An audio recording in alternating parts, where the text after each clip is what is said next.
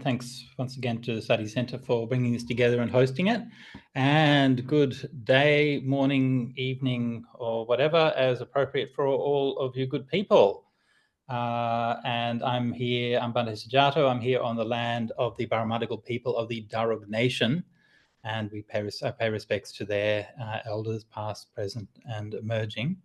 Yeah, good to see so many people joining us. So Joni and Darlene and Esther, what time is it there? Must be very early in the morning.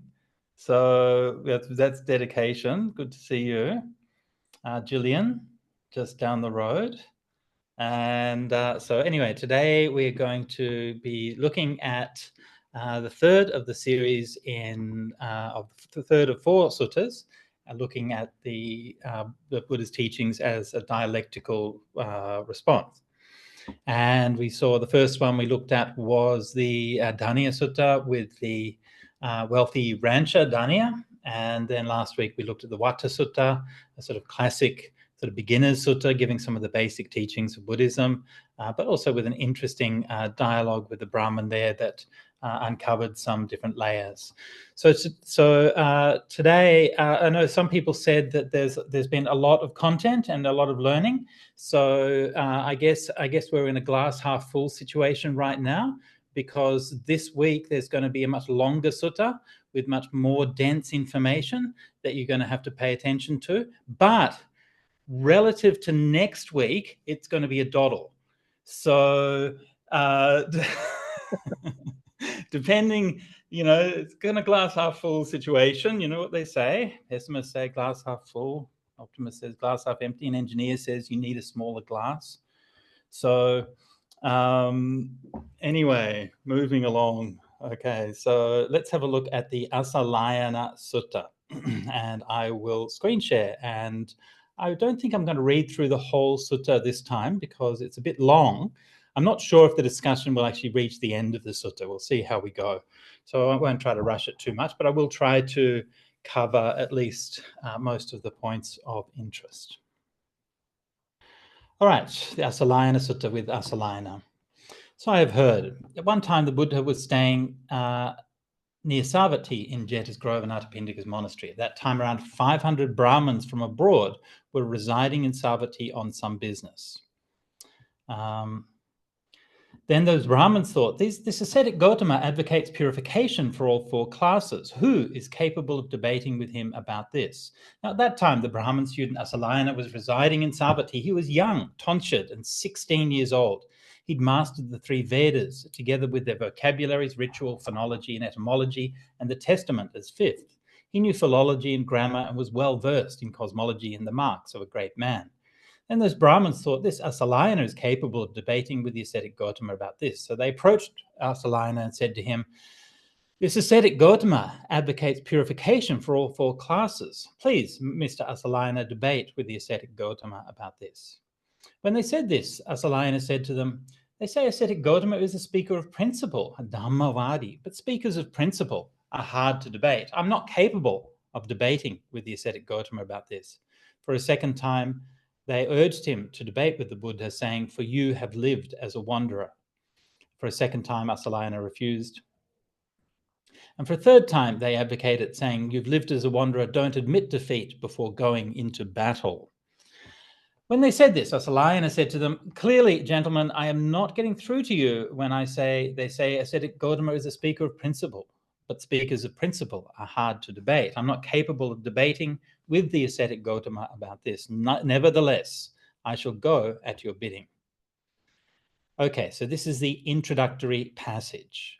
We already see sort of some of the historical context here, and let's have a little bit more of a look at some of the background.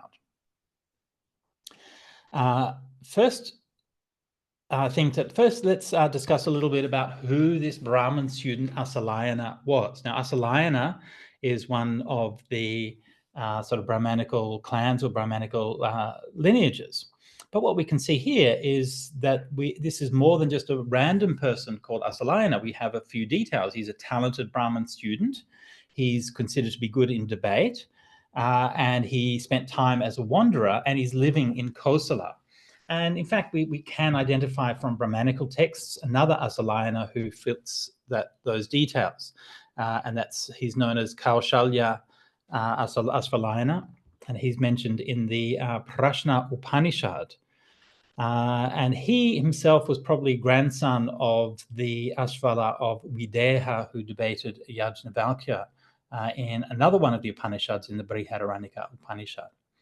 So that the character that's appearing here is probably somewhat conflated from these two figures, and possibly was meant to be the same person as the Asvalayana of the Prashna Upanishad. So I want to look briefly, just stopping the screen sharing there. So I just want to look briefly at the context of these couple of suttas, or these couple of passages, because these are giving us an insight into the way that, if we assume that this really is the same person, it's giving us a way that this person is sort of presented from these different perspectives. And I'm also, by doing this, I'm also trying to give you some experience in how we actually look these things up and where these passages are, because I'm assuming that for most of us, looking in the suttas is already probably hard enough, and then looking at all these Upanishads and so on is going to be even harder. So I'm not expecting everybody to follow up all of these references or anything, but I'm just giving an example that if you're interested, then this is going to be a way that we can do that. All right, so I'm going to go back to screen share. And I might actually try screen sharing my window. So we first heard about Ashvalayana here at Prashna Upanishad 3, right? How do we find Prashna Upanishad 3? We let Google or DuckDuckGo or whatever do the hard work. See what happens. Prashna Upanishad 3, there we go. Not too hard, was it? So here it is. It doesn't always work, but sometimes it will. So very briefly, let's look at what it says here. Next, Kaushalya, also called Ashvalayana, asked him, Master, where is his prana born? How does he enter this body? How does he abide, dividing himself into 5 parts? What passage does he go out of the body? How does he uphold the external world? And how the internal body? And the reply from the teacher was, thou asked pertinent questions. You must have reflected over the Vedas to ask such questions. Therefore, I will answer you. So I'm not going to go too much into Ashvalayana's discussion there. It's an interesting discussion, but will take us too far away from our topic. But I just wanted to give you, to show you that there is a way that you can find these things, and also to notice that it's acknowledged there that Ashvalayana was an expert in the Vedas, as it is in the Pali text as well.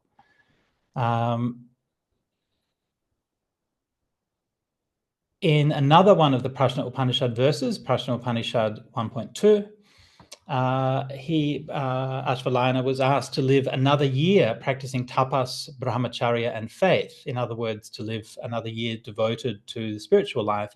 Again, as in the sutta, it says the Brahmins are telling him that he had lived as a wanderer, or spent a period as a wanderer. So it's actually quite interesting to see these characterizations of the same person that seem to be quite strongly in agreement. It's rare to find this, okay? There's not often that you find so many points of agreement between the suttas and a particular person in the Upanishads as well. As one final reference, we'll take the Brihadaranyaka Upanishad, where we find another discussion with Ashvalayana. Now, this is not the same Ashvala, okay? This is probably his grandfather, and is probably talking like 100 or 200 years before the Buddha now. Discussion in the Brihadaranyaka Upanishad with Yajnavalkya. So according to the Brihadaranyaka Upanishad, Janaka, the emperor of Videha, performed a sacrifice in which gifts were freely distributed. Vedic scholars from Kuru and Panchala were assembled there. Emperor Janaka of Videha had a desire to know which is the most erudite of these Vedic scholars. He had 1,000 cows confined in a pen, and on the horns of each cow were fixed 10 padas of gold. He said to them, Reverend Brahmanas, let him who is the best Vedic scholar among you drive these cows home. None of them dared. So Yajnavalkya said to a astute pupil of his, "Please drive these cows home." He drove them home. The other brahmanas were enraged. How dare he call himself the best among us? So there was a priest of the litany, a Hotra of Emperor Janaka of Videha, called Ashvala. Now he asked Yajnavalkya, "Yajnavalkya, are you indeed the best Vedic scholar among us?" Yajnavalkya replies, "I bow to the best Vedic scholar. I just want the cows." So therefore, Ashvala determined to interrogate him. Yajnavalkya, he said, "Since all this is overtaken by death and swayed by death, by what means does the sacrificer go beyond the clutches of death?" So I'm going to leave the discussion there. Obviously a dramatic opening for a discussion. Notice how it says here that Ashvala, according to the commentary, prided himself on being the greatest Vedic scholar and was insolent owing to a royal patronage. So even though we don't see the Asalayana in our current sutta being insolent, in fact, he's quite humble and being urged on by others, but still the same similar motif that he's being engaging in that kind of debate or in that kind of contest, and that question about whether he's worthy to be engaging in that contest. So it's a similar kind of model for that discourse that's going on. And obviously this is what we're seeing here, is that these debates that we see in the suttas are a reflection of a lively community of debate that was ongoing in the Indian culture of the time. And even though, yes, the Buddhist texts are telling them from their own perspective, but a lot of the details and the manner of those debates is quite similar. Now, one of the criticisms that the Buddhists would make, or that the Buddha made, was that people would debate do it looking just for material gains. That's why you do it, so you can win the debate and win material gains, right? But there you see in the Brahmanical text, that's exactly what they were doing. They were all winning this debate. 1,000 cows. I mean, come on. It's not a small prize, with each of them with gold-tipped horns, okay? That's quite a lot of cows. And so if you're going to have that debate, so it's obviously some kind of like a public spectacle. It would have a performance, entertainment aspect to it.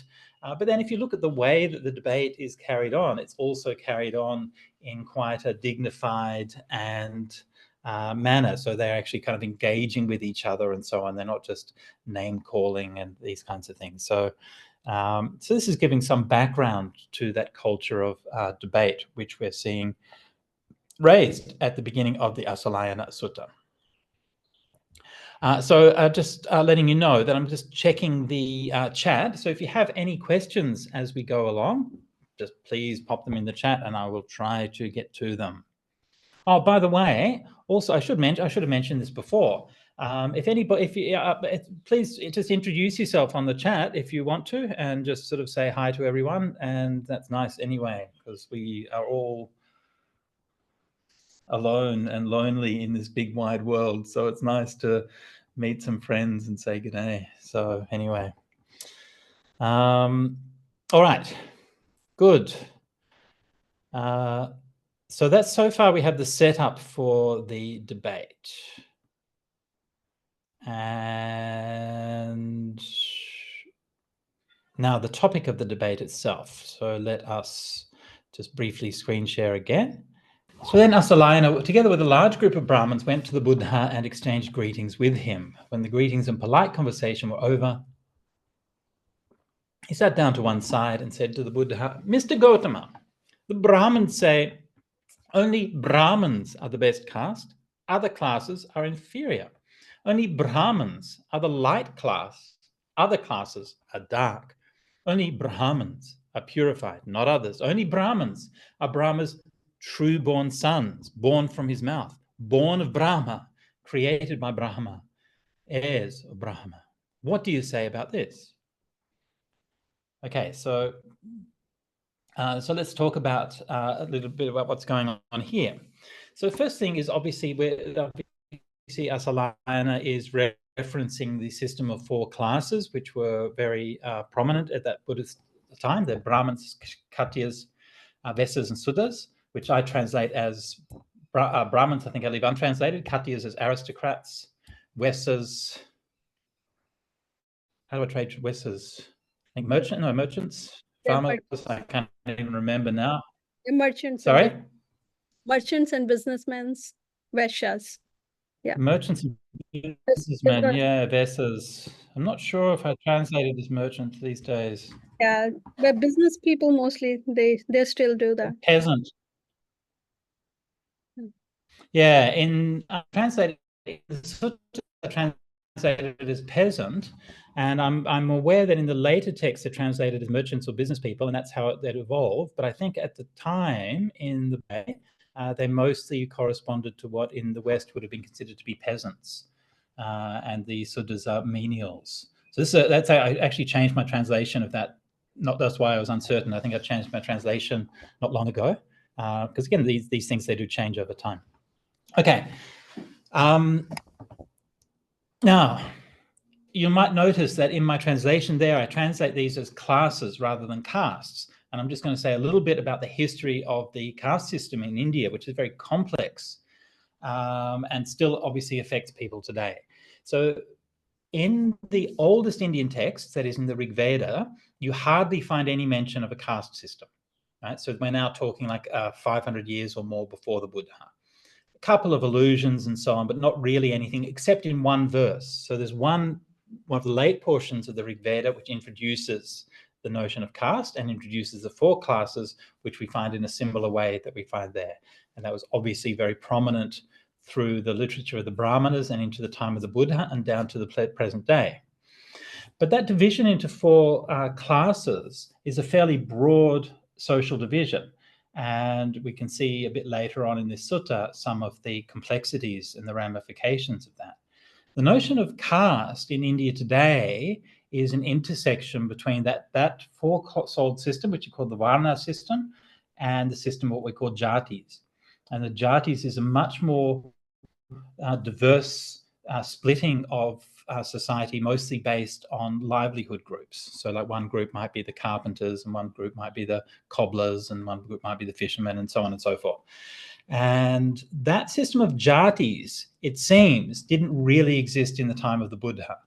And according to historical and genetic evidence, it seems that it was mostly introduced in the way that we have it today about 1,000 years after the Buddha, around 1,500 years before today.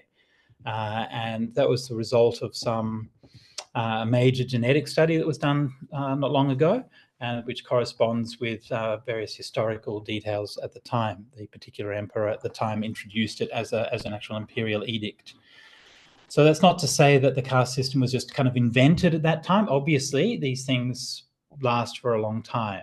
But my point here is that they do change over time, and we can't just assume that what we see today is what happened in the time of India, nor can we assume that it's completely different. So this is why I changed my translation, so I don't talk about caste in the context of the suttas now. I just use the word class instead, just to try to avoid that bringing those assumptions that we might have to it. So the class system, or the system of classes, has been, well, from the Brahman's point of view, has been very successful.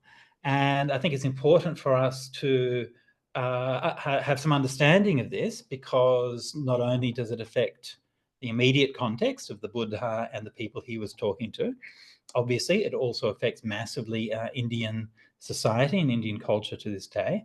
And of course, because the Indian diaspora is very large and very influential, then it also affects all of us everywhere in the world. So I'm living here in Harris Park, and everyone around me is Indian. So everyone in this building that I'm in, they're all Indian families, and my meal is from Indian restaurants and so on. And when I go down here, everyone's Indian. This is like a little India area. So everyone's kind of Indian where I am. And so you see the signs of this every day. When for our Sangha Association conference we had a couple of months ago, we had a speaker from the Indian Ambedkarite community. So these were the former untouchables who were converted to Buddhism by Dr. Ambedkar. And I always remember some of the things that he said in his talk. One of the things that he said was, he said, you might be wondering, why I'm dressed in a suit. You know, we're in Australia, it's summer. Nobody wears suits in the summer in Australia. There's nobody else around here. Why am I wearing a suit? He said, let me tell you, never tell me I can't wear a suit. This suit tells you who I am. This suit tells you I've made something of myself, because I came from the most downtrodden group of people in the world, and I've made a life for myself, and I'm wearing this to tell you that I've made a life for myself. So don't ever tell me that I shouldn't wear a suit. And one of the points that he made was that he said, you know, when we see the Indian diaspora, we often see this as a success story, which of course it is. He said, but from his point of view, the successors are very often the successors are the people who've told him that he and his people don't belong. So it's not that we have been successful, but it's that my oppressors have been successful. That's from his point of view. Yeah. And I think it's really important to bear this in mind, you know, because we do see this happening, and we're often, if we don't come from an Indian background, then we don't really understand and we don't see it, you know. And for just to give you an example, you know, if you look at, as many people would know, most of the big tech companies now are being run by Indians. You know, Satya Nadella runs Microsoft.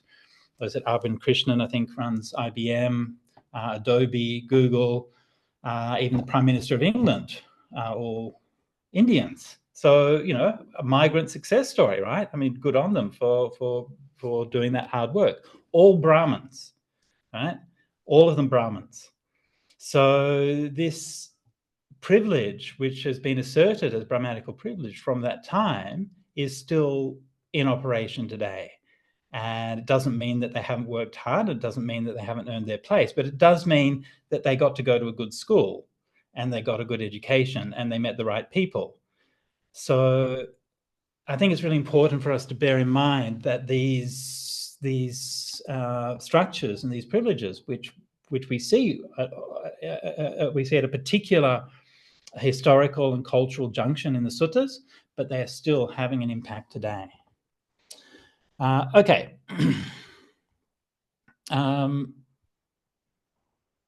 I'm going to, just so we don't get too behind, I'm going to just pop over to the chat and see how we're going. Sume says, Bhante, during those days when debates were thriving, yes, they were. Was the governance system democratic? Not really. No, in most places, no. So Kosala, where the sutra is set, was a monarchy, and so was Videha, where that Upanishad was as well. There were some quasi-democratic places, some republics that had a certain degree of democracy. Yeah. Does rhetoric as a specific topic ever come up in the list of subjects of Brahmanical education? Good question. I don't think so. I'd have to have a look at it. It's certainly implied, but no, I don't think it was a specific topic. So Atilak is saying good day from Perth, my hometown. How's it going, Atilak? Gillian. Good question. So Wayne asks also another interesting question. What is meant by light and dark in this context, right? So the Brahmins are the light caste and everyone else is the dark caste. Well, it does have a racial connotation, or at least it seems to have a racial connotation.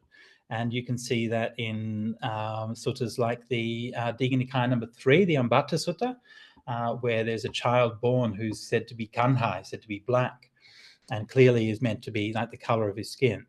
So one of the contrasts here, and this is sort of a very kind of generic historical contrast, is that the Indo-European, so the Brahmins represented the Indo-European civilization, a branch of which they brought into India around 2,000 years before the Buddha, and they came from the north. Now, typically, of course, skin color is correlated with distance from the equator. So if you're coming from the north, they were more fair-skinned, and then the people in India to the south, further south you tend to be darker skinned.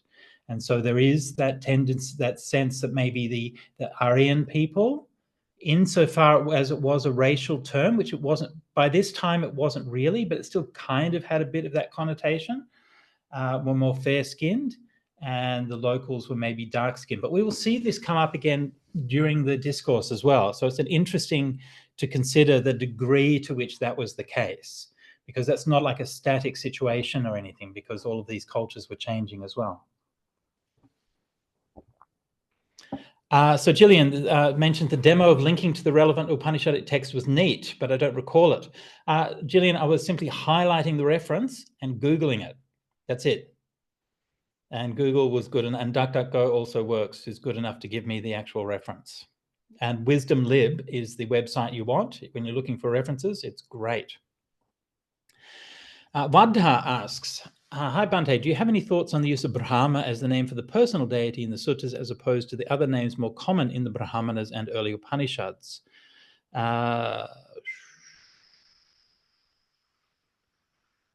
Look, that's a complex question, Vadha. Good question, yeah. Like a thesis, maybe, would be a good... I think to some degree, what the point that you're making there is, I think, true to some degree, that there is some degree of simplification. I don't know about oversimplification. I think it was maybe used more deliberately.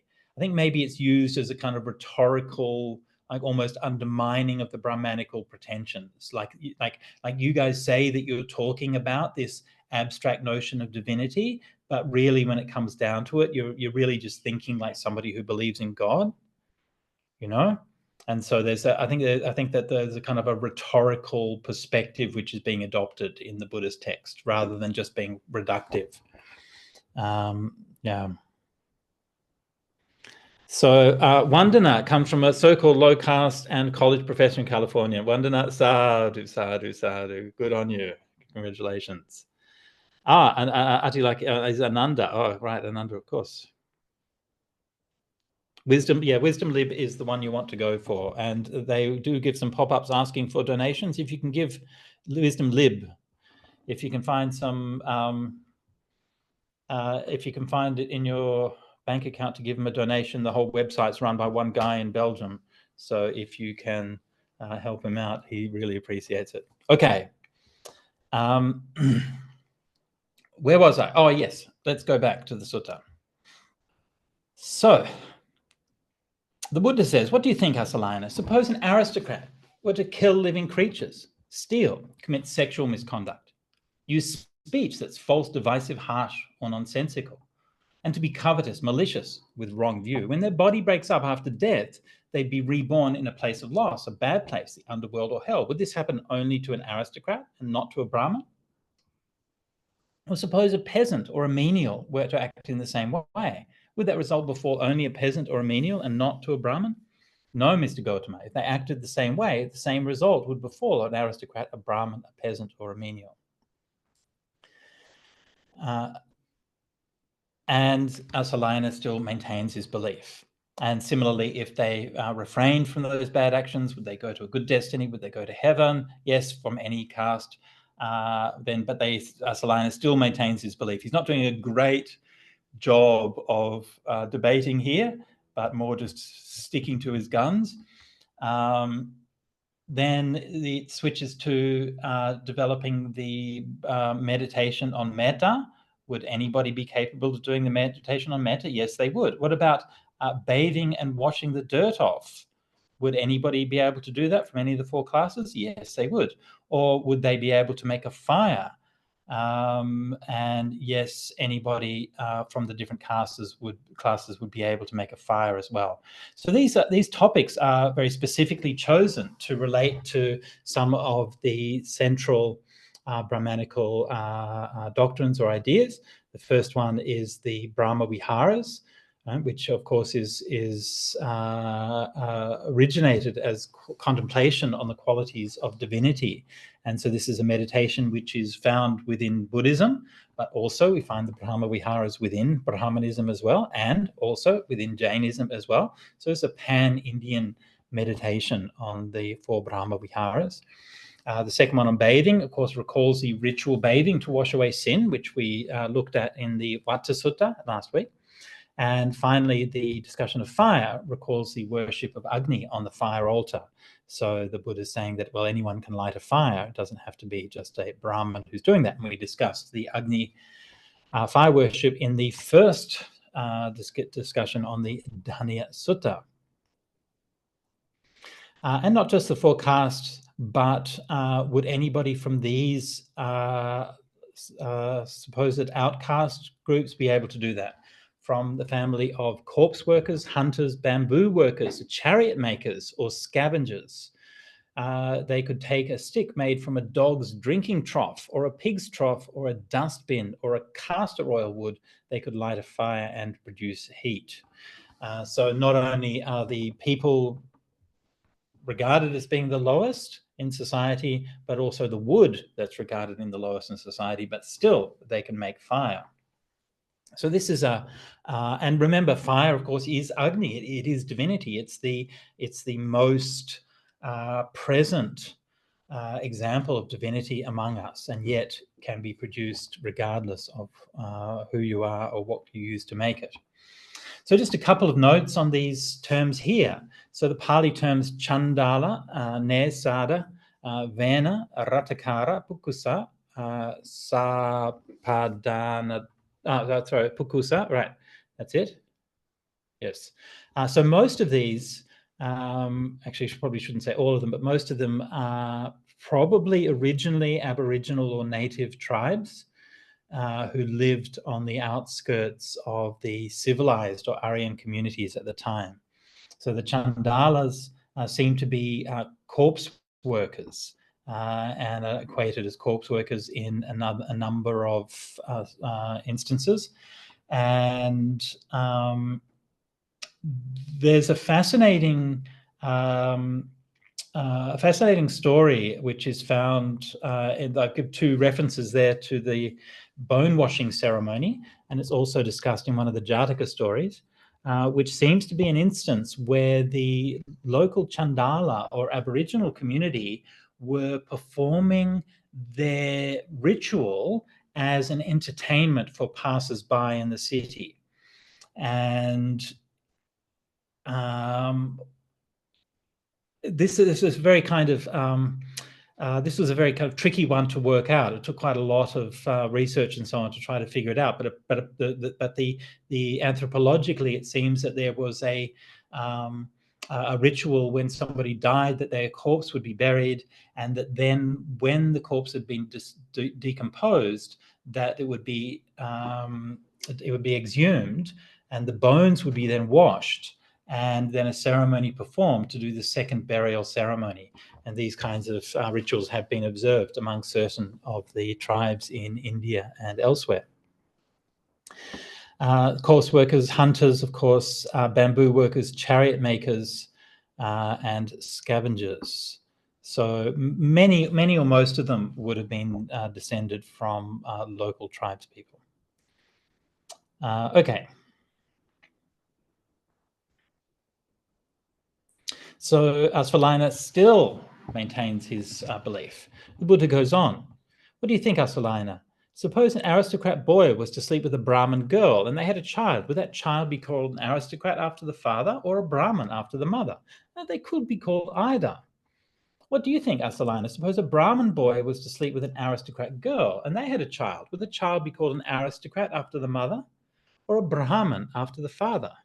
They could be called either. What do you think, Asvalina? Suppose a mare were to mate with a donkey and she gave birth to a mule.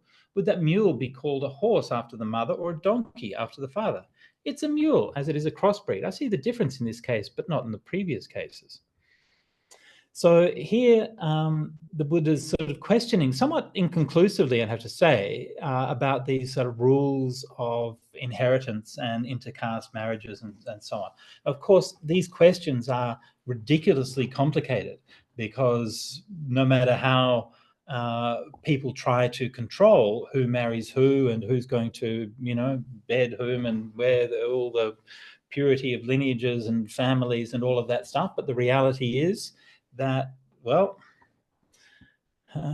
people like having sex with each other. So it happens in all kinds of ways that you don't really expect. So there are certain answers which are given here by Asvalina. the actual these generally correspond more or less with what you see in certain of the Dhamma Shastras. So these things are not ruled in texts that exist before the Buddha, as far as I know, but those shortly after the Buddha, the Artha Shastra and the later Manusmriti and so on, do give rulings on all of these. And there is some agreement and some disagreement on these details. So it wasn't ever possible to really have 100% agreement on all of these things. One point that's really essential for understanding this is that in the Brahmanical system, birth happens because the father supplies the seed and the mother, which the mother incubates. Right? And so that notion of reproduction is quite different from how we understand reproduction today, but it informs all of these views about caste and transmission and so on. And underlying all of these views, like when you have people being so anxious about, is this a Brahmin, is this a Khattiya, and so on, underlying all of that is the anxiety about paternity, right? Which before the days of genetic testing, you could never be quite 100% sure who's the father. And paternity then affects not only, who's the dad and who's the kids, but who gets the stuff. Yes, that's what underlies all of this. You have to figure out, when dad dies, who gets the stuff. And so all of who inherits the land, who inherits the cows, who inherits all of these things. So this anxiety around paternity and inheritance then fuels all of these rules, which can, of course, become so complex, and so basically becomes impossible to it becomes impossible to really sort all these details out, because you never really know. So Sumay is asking a question, Bhante, on what premise did the Brahmins make the claim that only the Brahmins are purified and not others? They would say that they were purified originally because they were created from Shukta of the Rig Veda. So this is like 500 years before the Buddha or so on. So when Brahma created the world, he created the Brahmins from his mouth, that is to say through his speech, that is to say through the Vedas. And so because they had access to that divine knowledge, which was then being passed down from generation to generation, and they didn't just pass that down, but they performed it and brought it to life. So they saw themselves as the living embodiment of divinity, whose sacred role was to make the divine appear and manifest in the world. And it's through that sacred lineage that they claim to have the foremost place in the world. Okay.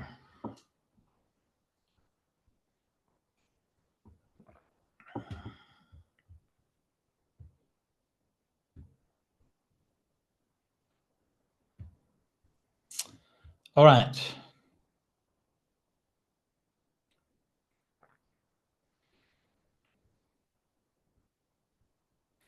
Okay, next one is quite an interesting example. Suppose there were two Brahmin students who were brothers who had shared a womb. One was an educated reciter, while the one was not an educated reciter. Who would the Brahmins feed first at an offering of food for ancestors, an offering of a dish of milk rice, a sacrifice, or a feast for guests? They'd feed first the student who was an educated reciter, for how could an offering to someone not an educated reciter be very fruitful? So this is interesting because this is like a twins experiment, and we know that these days experiments with twins and research with twins is sort of often done to try to prove or establish the difference between nature and nurture.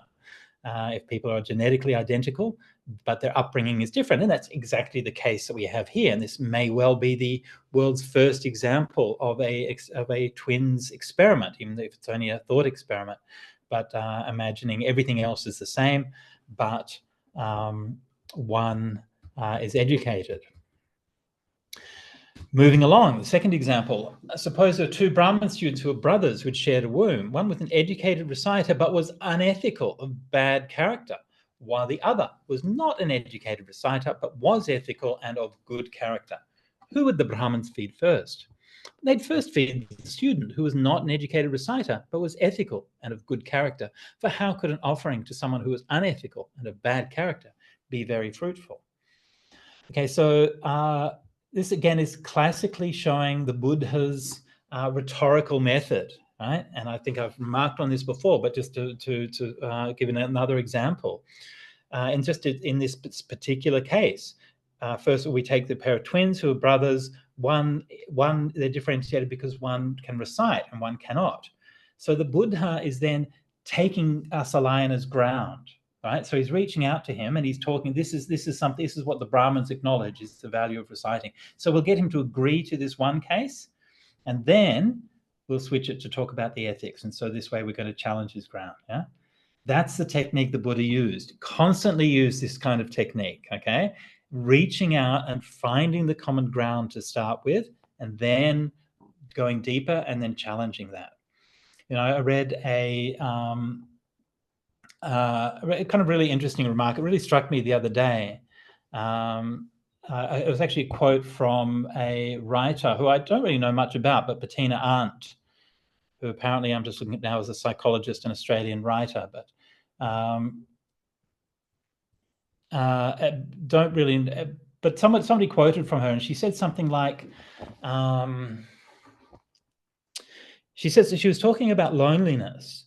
And she said that, you know, she doesn't understand loneliness as like people being alone from each other, but from people being unable to imagine themselves as the other. And so you can be, you know, you can be with someone, but cut off from them. You know, you can be sitting at the breakfast table with somebody, married to them, and be completely lonely because you are cut off from what their mind is. But if you're able to empathize and to imagine yourself in the positions of others, then at least you've got a start in not feeling so lonely in the world. And I thought that was a really insightful way of looking at that. And I think that that's such an issue for us today. And we seem to living in kind of more and more siloed worlds and less ability to see each other's points of view. And yeah, loneliness is such a big deal. And technology promises to bring us together. It does to some degree, but I think also is really contributing to that as well.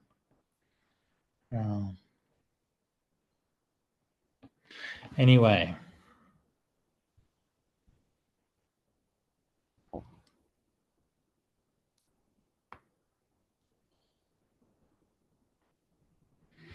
Ananda from Perth makes the remark that one of the suttas that Sariputta was wrongly accused of hitting another monk.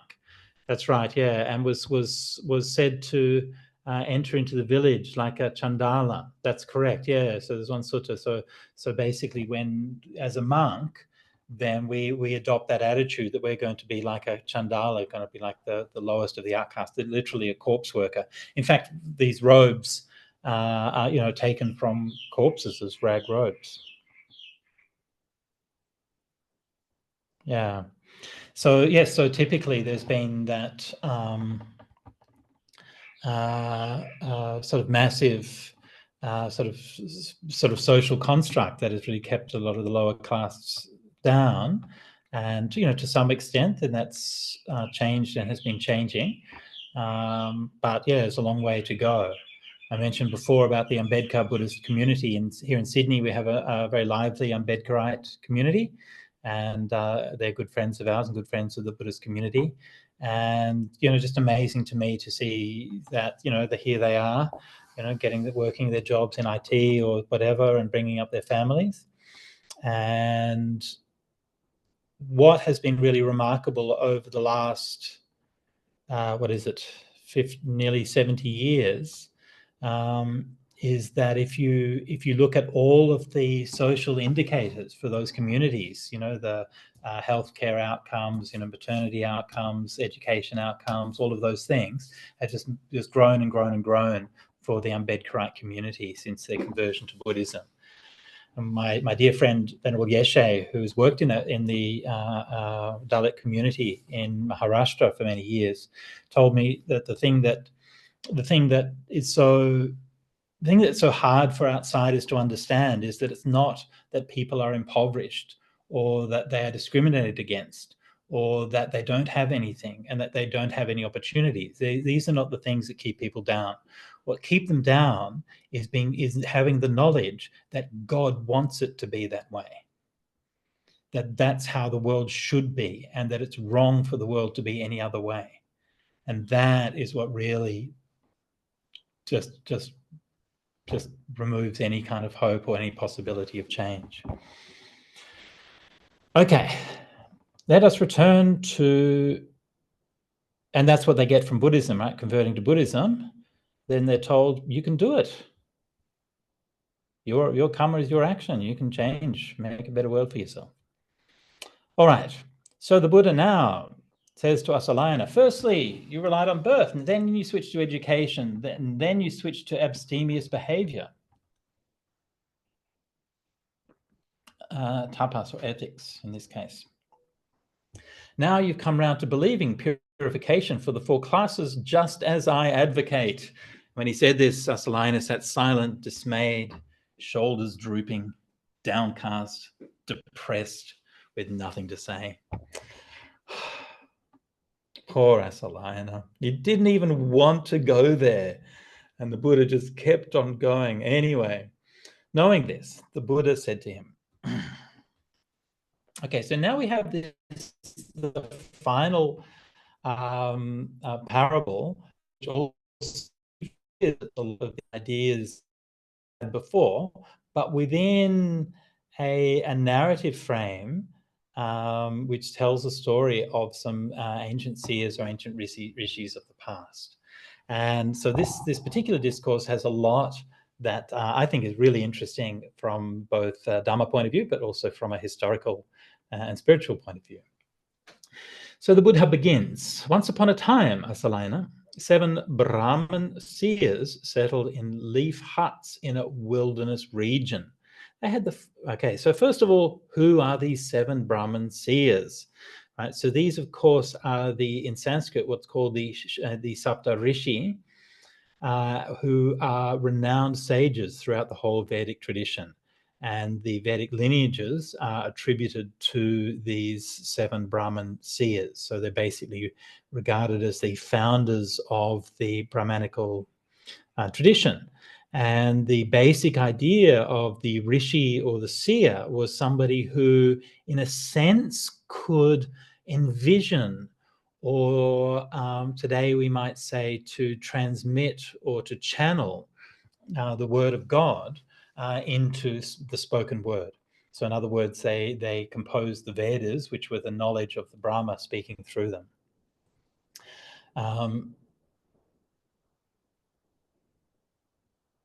Now these, the 7 Brahmin seers, of course, are figures of legend, even within the Brahmanical tradition. Sometimes the names and so on of them will vary, but clearly the parable here is meant to evoke them. So we're seeing these 7 Brahmin seers settled in leaf huts in the wilderness tradition. Now this is something which in the suttas is regarded as being part of the history of the Brahmins, that in the past they were forest-dwelling, secluded sages who spent their life in renunciation and meditation. And the Buddha contrasted that with the luxurious and wealthy lives of Brahmins of his present day. A similar practice of living in the wilderness described a number of places in the suttas. We also find a similar kind of distinction in some of the Brahmanical texts. So particularly the Chandogya Upanishad 5.10.1 compares the forest contemplatives who are destined for the Brahma realm with the ritualists who were reborn on the moon before returning to earth. So the 2 different paths, the the path of the contemplatives in the forest, who are basically similar to the two paths available in Buddhism, where those who have deep meditation and realization will go to Nibbana, whereas those who perform merit will go to heaven and then get reborn.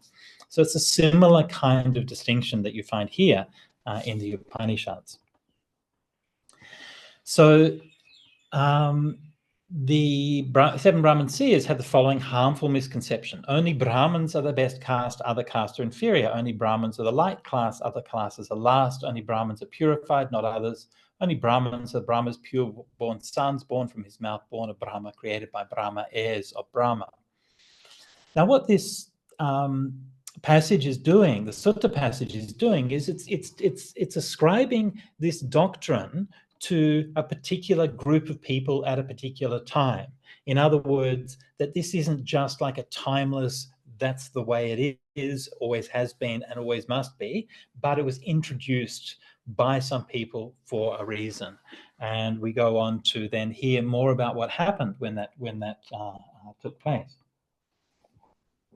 And of course, that does correspond with the situation that I mentioned before, that in the Rig Veda, for the most part, Rig Veda is very large, like 10,000 verses or something. For the most part, we don't hear anything about these four classes, and they're only really introduced in one passage, one poem.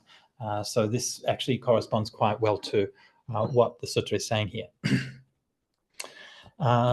Mahabharata says that the Brahmins are the white class, aristocrats red, peasants are yellow, and menials black. Again, suggestive of a racial distinction there.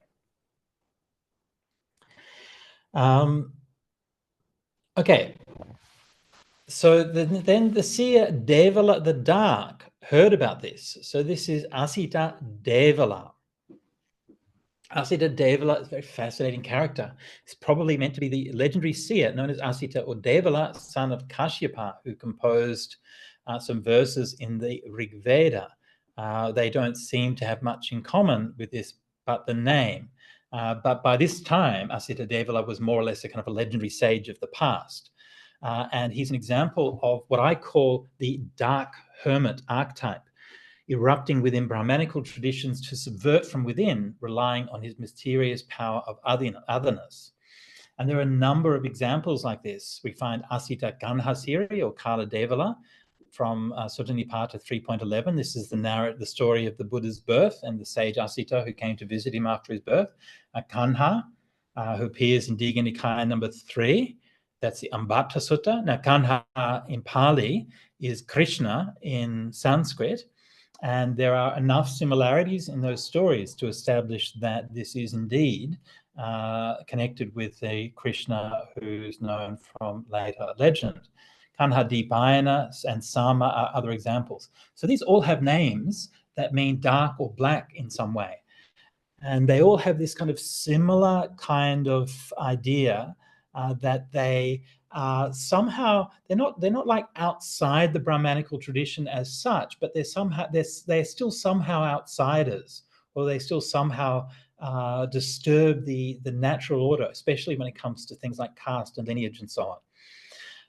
Such encounters show how the contention between Vedic ritual and native contemplatives challenged and elevated both traditions.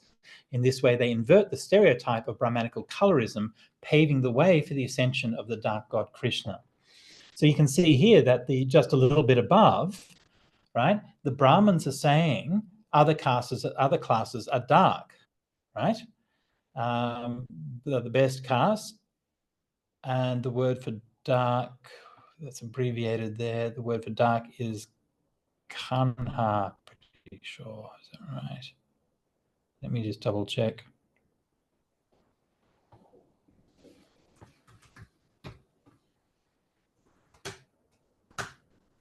Yeah, the word for kanha is dark.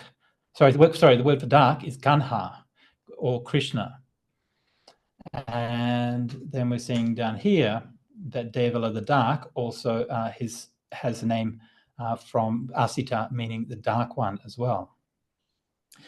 So in a sense, so you can see here this kind of contrast, right? So the Brahmins are saying, oh, the dark ones are bad, and here's the guy who's literally called a dark one, and he's coming along and challenging this.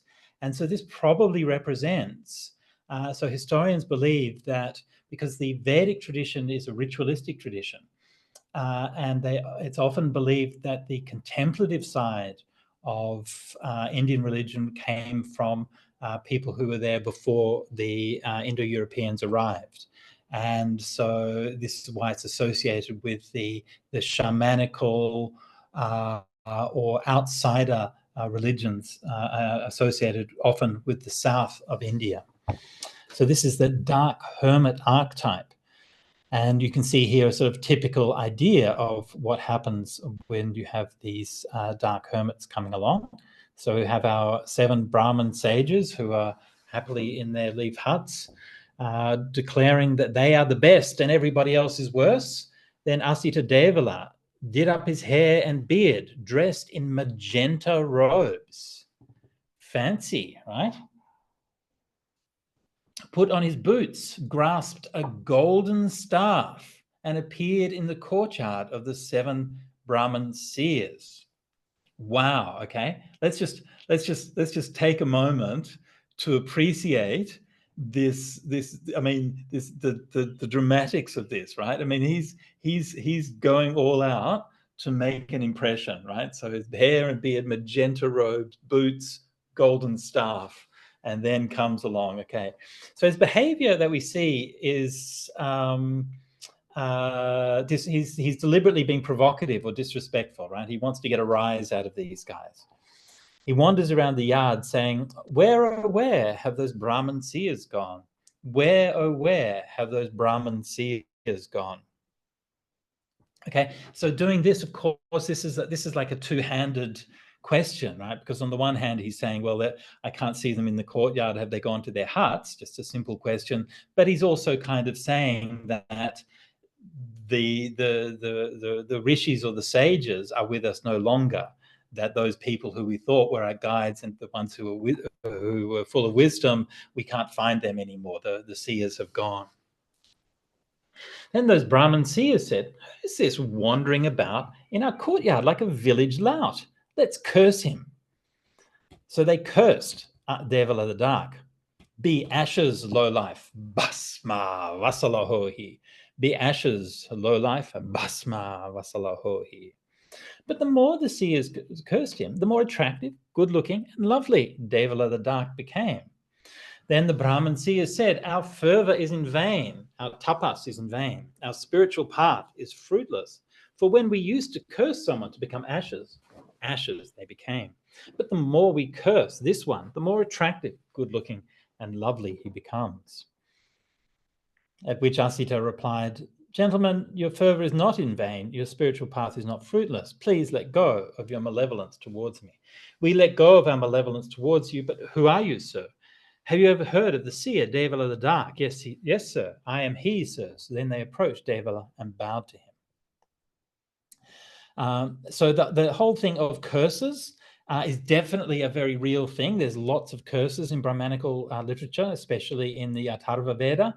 And so if you want to find a good curse for whatever, your neighbors or whatever, I'm not going to give any recommendation, then that's the place to look. There's lots of great curses in there.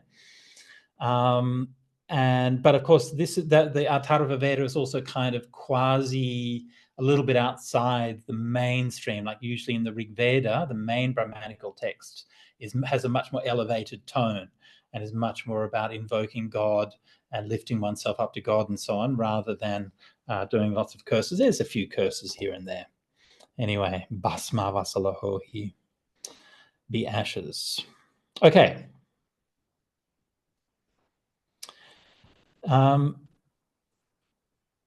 So Devala then repeats the argument back to them that you had these harmful misconceptions about class. And I make the note there that this passage accurately conveys that caste was not just criticized by Buddhism, it was actively contested within Brahmanical circles. As just one of many examples, Yudhishthira said, "It is not by reason of family or study or learning that one is of high caste, but because of behavior alone." And so that, of course, could have been something that the Buddha himself might have said, and yet within one of the most, by one of the most respected figures within the Brahmanical tradition. So this notion of caste has never been a monolithic imposition that was just believed by all the Brahmins or was accepted by everyone. It's always been contested. And what we're seeing within the Buddhist tradition is one example of that, and something that has been also sort of actively contested within the Brahmanical tradition itself from that time down to the present. So the Buddha, sorry, not the Buddha, so Devala the Dark goes on to ask, but do you know whether your birth mother had only had relations with a Brahmin and not with a non-Brahmin? We don't know that. Do you know whether your birth mother's mothers back to the 7th generation only had relations with Brahmins and not with non-Brahmins? Well, we don't know that. But do you know whether your birth father only had relations with a Brahmin woman and not with a non-Brahmin? We don't know that. Do you know whether your birth father's fathers back to the 7th generation only had relations with Brahmins and not with non-Brahmins? We don't know that. Okay, so the Brahmins so the rishis here are at least being honest about what they don't know. And again, we find this kind of thing within the Upanishads themselves. The most famous one being the story of, what was his name? I think his name was Satyanama, is that correct? Anyway, so he was a student he wanted to be a student, wanted to study the Vedas, and he went to his mother. He was brought up by his mother, and he went to his mother and said, Mother, I want to, I need to know my father's name so I know my clan when I go to ask for Brahmin studentship. So what was my father's name? And the mother says, well, son, you know how it is. When I was younger, I kind of got around a bit and, I knew plenty of men and this and that. And I've got to be honest, I don't actually know what your father's name is. And so the son then went to see the teacher and said he wanted to become a student. And the teacher said, what's your father's name? He says, well, my mother said she doesn't actually know who my father is. And the teacher's response to that was, only a true Brahmin could have been spoken with such honesty. So you must be a Brahmin because you didn't try to hide the truth from me. And so again, that's within the Brahmanical tradition itself. And so again, it's showing that for all, yes, sometimes dogmatic and harmful and so on because of the imposition of these ideas, but the reality is much more complex, and it depends, the actual way that these things play out depend as much on the people who are involved and their attitudes as they do on the supposed system of caste and inheritance. Okay, so the next passage also even more interesting. Do you know how an embryo is conceived? We do know that. An embryo is conceived when these three things come together. The mother and father come together. The mother is in the fertile phase of her menstrual cycle and the virile spirit is ready. Now, this is a very famous passage. I'm just going to stop sharing for a minute. It's a very famous passage which also appears in the Mahatanha Sankhya Sutta, where it's been adopted to become a Buddhist theory of rebirth. And as such, it's been discussed because it talks about the kind of how conception happens and so on, which obviously is a matter of interest. But most of the time when it's discussed that way, it's not really acknowledged that this actually isn't a Buddhist doctrine at all. It's a Brahmanical doctrine, and it's presented in the suttas as being a Brahmanical doctrine. So I think it's really important to bear that in mind. Like it's fine for the Buddha, whether it was the Buddha himself or other Buddhists who kind of put that doctrine in there, and they thought that that was an accurate description or it was good enough for the point that they were making or whatever. But I think it's really important for us not to therefore think that this must be the absolute truth according to the omniscient insight of the Buddha or something like that. This is something that just became part of a sutta for whatever reason. And it has a purpose within that sutta, but it's not meant to be like a kind of an absolute description of what the process of actually conception is like.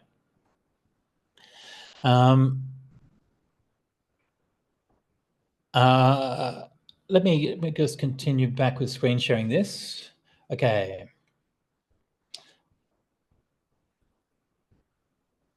And okay, so, but let's have a look at the passage itself. So an embryo is conceived when three things come together. The mother and father come together. Okay, so we know that. The mother is in the fertile phase of her menstrual cycle. Okay, so this is something that needs a little bit of passing out, because the way that they thought about menstruation and fertility in those days was different than they do today. According to the way that it was thought about in those days, the word utu means a season. And a woman's fertility was compared to the seasons of the land. And so the land was felt to be infertile when it was dry. And it was fertilized in the season by the menstrual blood. So the purpose of the menstrual blood was to fertilize the womb, to make it ready for the seed, i.e. the father's semen, to fertilize and create the child. So this is how they kind of conceived it. So the fertile phase of the menstrual cycle is essentially the fortnight that begins with the beginning of menstruation. This is the what's called the utu. And as a rule, the Brahmins were supposed to, or at least a virtuous Brahmin was supposed to only have sex during that period after menstruation had finished and for the remainder of that fortnightly period. So this is what the fertile phase of the menstrual cycle means. And then the next bit is the virile spirit. This bit is even more, this bit, I'm going to have to say there's a long note on this, okay? This has taken me years of research to try to figure this out. And I'm not going to sort of go over all the kind of the stuff, but there's a great book called Buddhist and Vedic Studies by a scholar called Vijayasekara, who has a fantastic article on this, and a number of others who've done some really good research on this area as well. So the virile spirit is how I'm translating the Gandhabba, okay? And Gandhabba, usually understood in Buddhism as a fairy or a kind of a playful spirit. Gandhabbas have, they play the guitar, and they are kind of lively and fun, and they're kind of part of kind of Buddhist cosmology, one of the colorful features of Buddhist cosmology. But Gandharva is actually a more complex and subtle notion than might seem. They're not just some kind of mischievous sprite or sort of playful fairy or something like that. We also find them here mentioned as somehow involved with that process of rebirth in a way that has caused a lot of ink to be spilled and a lot of scholarly debates to be had. And the role of the Gandharva kind of pops up here and there in the different scriptures and different texts in all kinds of different ways. So we get these kind of little bits and pieces of this huge mytheme of the Gandharva. And so over the years, I've sort of tried to reconstruct this as best I can. And this is sort of one of the outcomes of the research that I've done. So I'll just read through this note and try to pass out some of the meaning of what we're doing, what I've tried to compress into this note. Okay, so the Gandharva, normally I translate it as centaur. So I believe that the Gandharva in Sanskrit is Gandharva, and in Greek is Gantaura. And I believe that this is the same entity for the Indo-European people that originally was the ultimate root of it is a man on horseback. And a man on horseback was the most powerful thing that was known in those days. The Proto-Indo-European people were the people who they tamed the horse and they mastered the art of riding on horseback. And that's what led to their astonishing military success and ability to spread through to Europe and then down to India. And so the Gandhabba is the divine representation of that idea of the man on horseback. And so you see, obviously, the centaur represents that in Greek mythology. And in Indian mythology, you don't find that so much, but you do find some representations that are similar.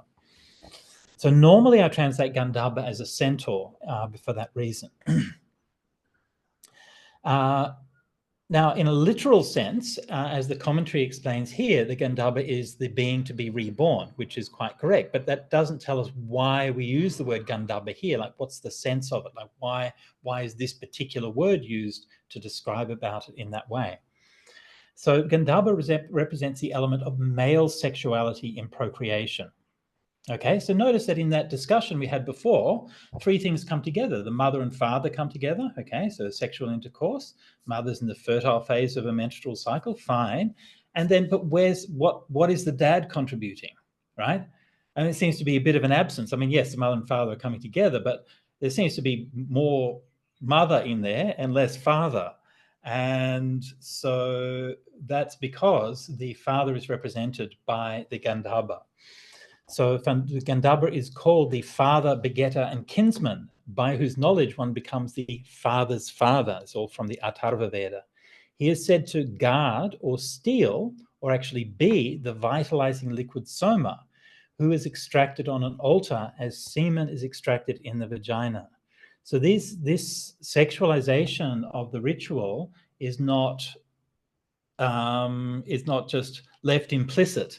It's explicitly stated and talked about in the Brahmanical texts themselves. So they were quite clear that this was meant as a sexual, like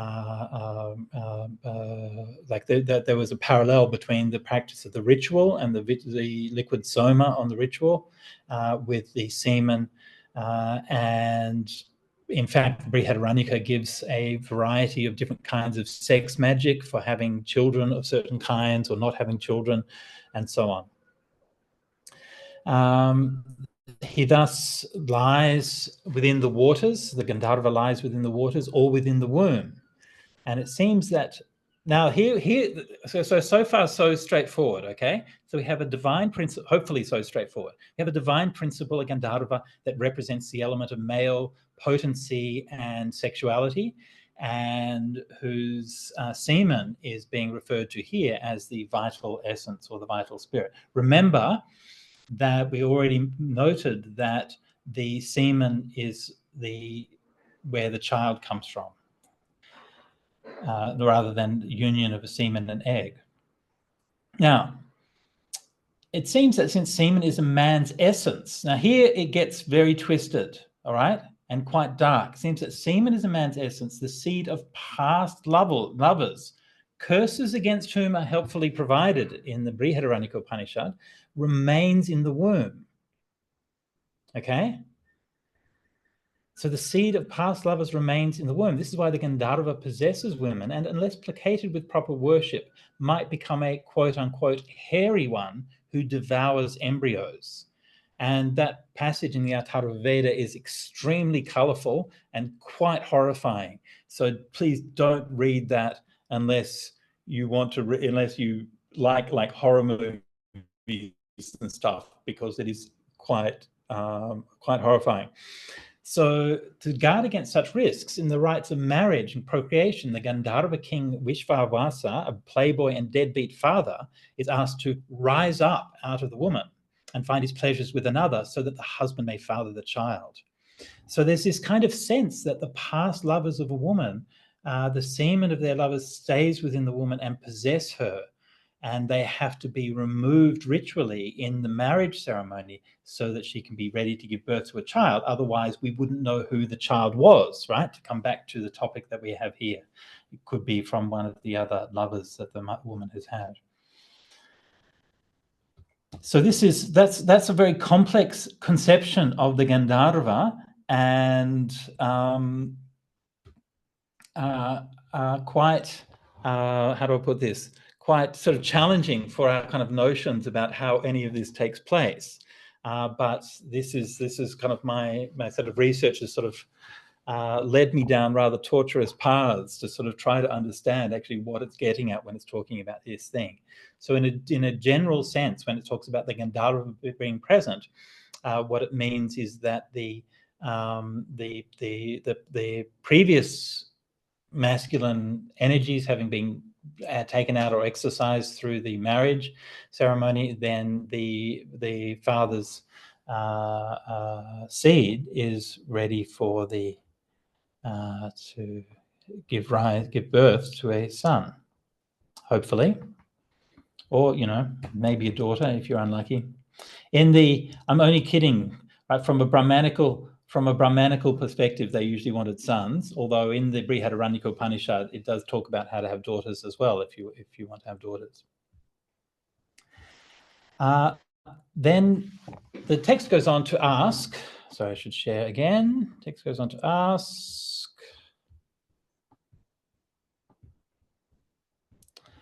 But do you know for sure whether that virile spirit is an aristocrat, a Brahmin, a peasant, or a menial?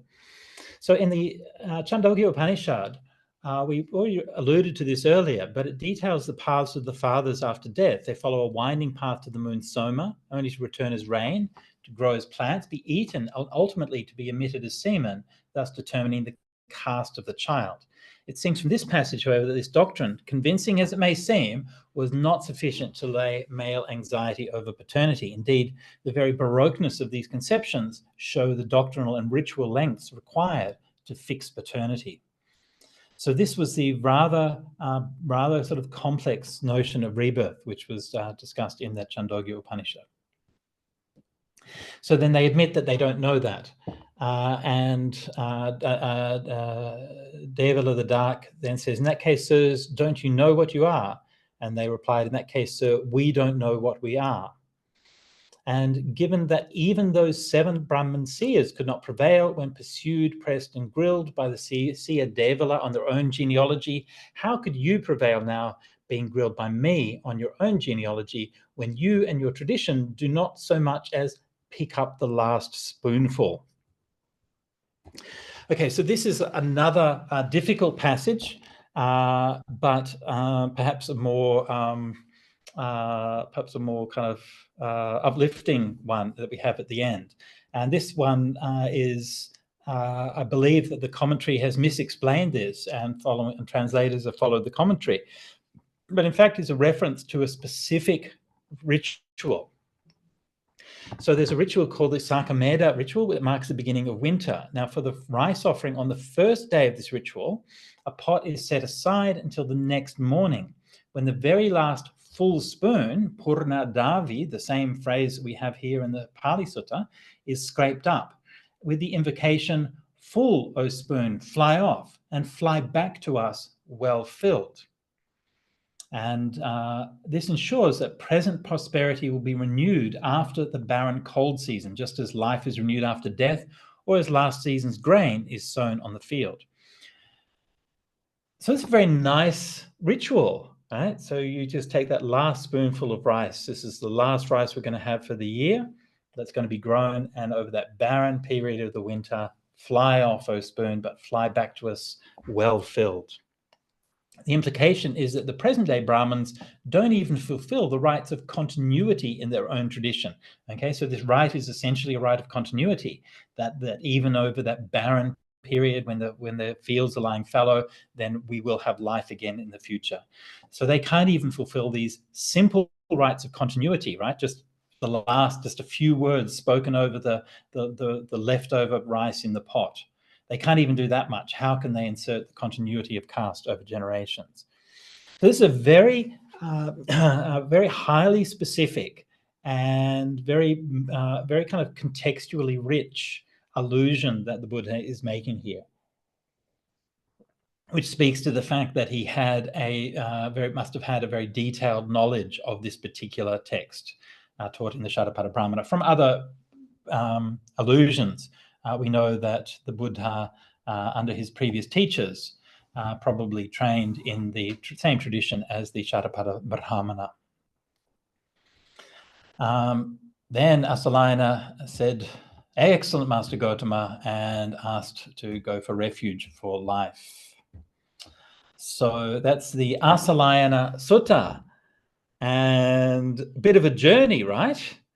And some quite sort of weird stuff and some quite dark stuff. It's one of the reasons I love about mythology and about trying to trace connections with these things, because you've always find so many things that you would never have imagined, would never have thought. Let me see if there are any other questions that we can address in the few minutes we've got. So if you do have questions, please pop them in there.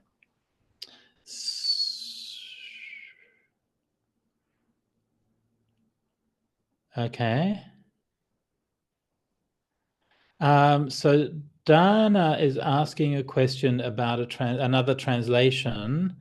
Look, I would suggest, Dana, if you've got a question about a general translation that's not for this sutta, the best place to ask about that, and for anybody, is to come onto our sort of central forum. And it's a good community there, so you can come on, ask any questions, and you can at me on the forum, and hopefully I'll see that and we'll be able to reply there.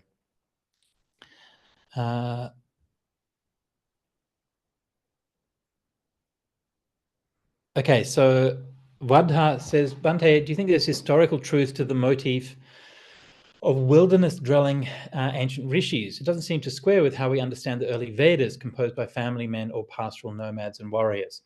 Yes, indeed. So this is one of the tensions that's felt within ancient Indian religious history. And I've kind of alluded to this a little bit earlier, but generally speaking, it seems to be the case that the Indo-European tradition, where the Vedas come from, came into India.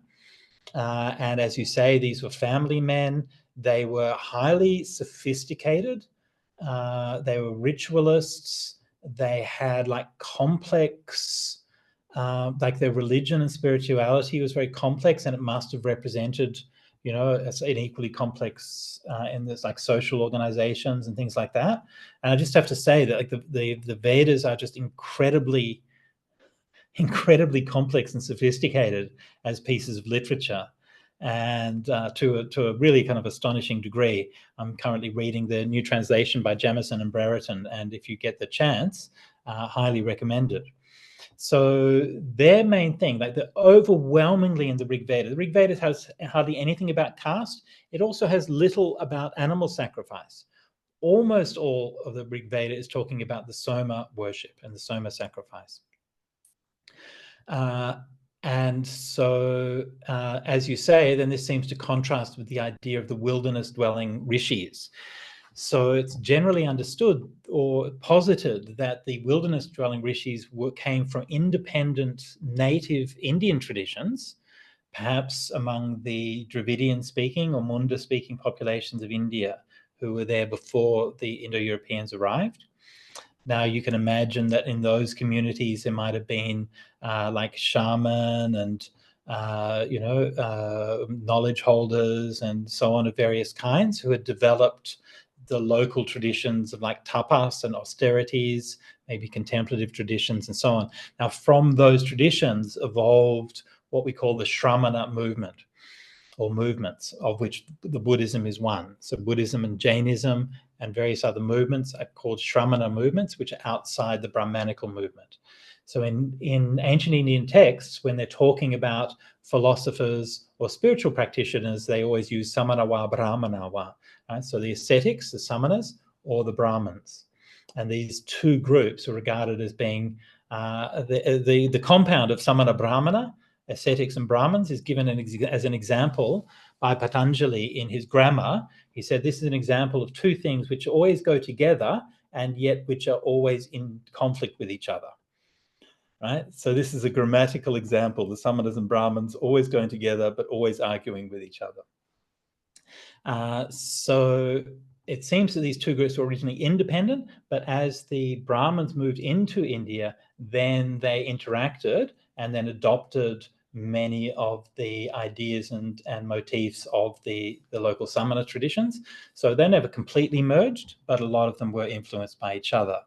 So yes, I do believe that it's probably historically, I'm not sure if it's historically inaccurate or perhaps idealized version to imagine that the ancient Brahmins were living in that way.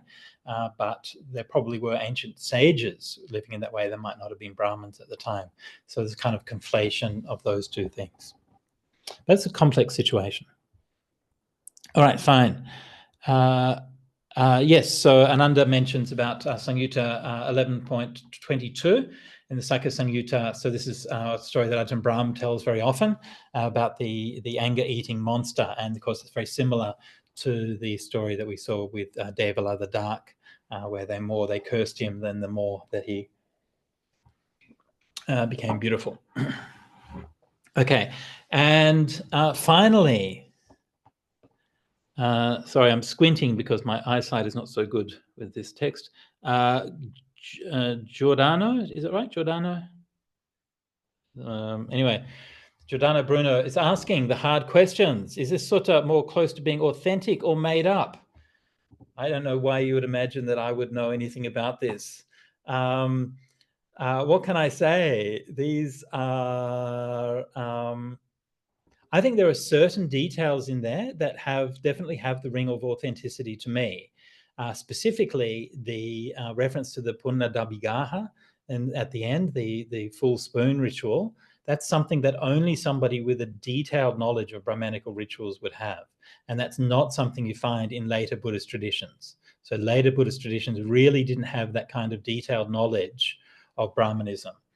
And that's not just the isolated incident, but you also see right through the sutta like a number of those kinds of things. It's referencing to the 7 rishis, it's referencing to the specific details of the rules of inheritance and so on and so forth. So there's quite a lot in that sutta that requires a very technical and quite precise understanding of Brahmanical texts. So I would think that a lot of that is probably going to be my impression would be that it seems quite authentic to me for that reason.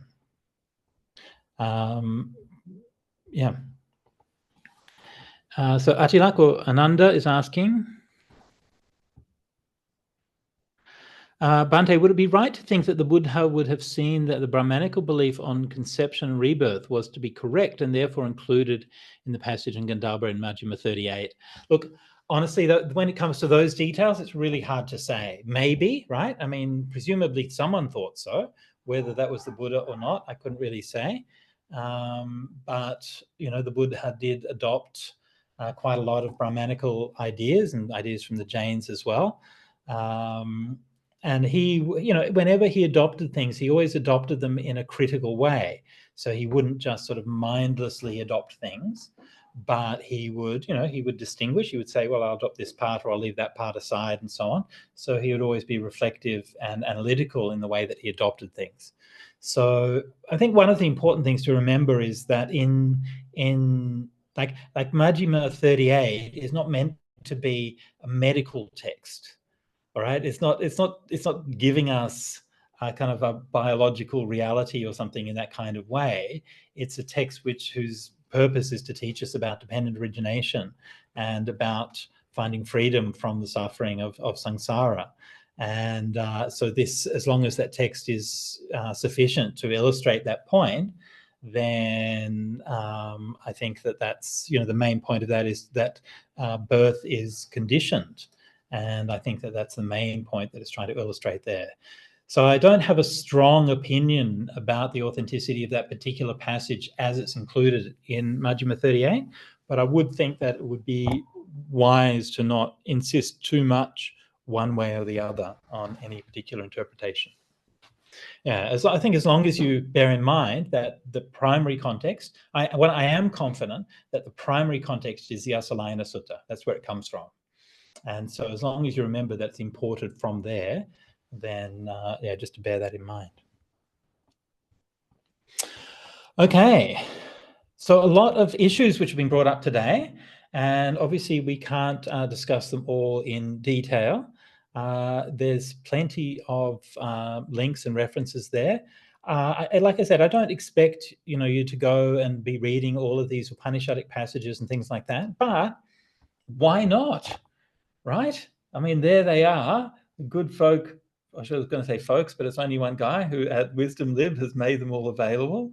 And so to go and spend a few hours going and reading around and having a bit of an idea, and it gives you some kind of sense for, what people believed and how they thought and what mattered to them. And some of them you'll find very beautiful dialogues. Some you'll find things maybe that you would question or disagree with. And but that's the purpose, is we're always learning. All right, I think we've just about run out of time. Rob, are we? I think we're finished now, aren't we? Yes, it's just a few minutes after 9. So yes, we're Yes. Okay. Look, done. thanks, Rob. Thanks to all of you for your attention and for your questions and for listening and for your presence. And I look forward to seeing you again next week.